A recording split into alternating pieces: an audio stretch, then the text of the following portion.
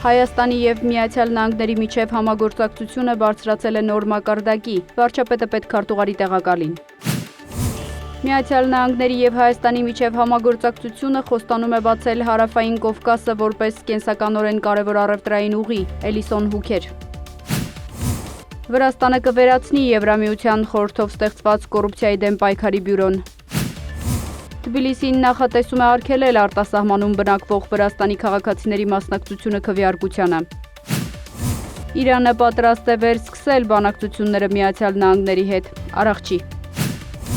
Հունաստանը Ուկրաինային կմատակարարի հեղուկ բնական գազ Միացյալ Նահանգներից։